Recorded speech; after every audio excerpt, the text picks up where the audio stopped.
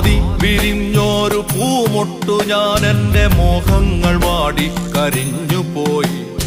ഏതോ കരങ്ങളിൽ ഞെങ്ങി ഞെരിഞ്ഞെന്റെ ഓരോ ദലവും കൊഴിഞ്ഞുപോയി.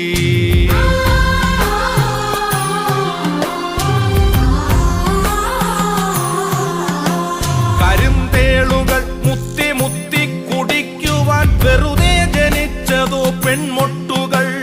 കനിവുള്ള കർക്കിട കരിമഴയ്ക്കൊപ്പമായി കരയാൻ ജനിച്ചതോ പെൺമൊട്ടുകൾ.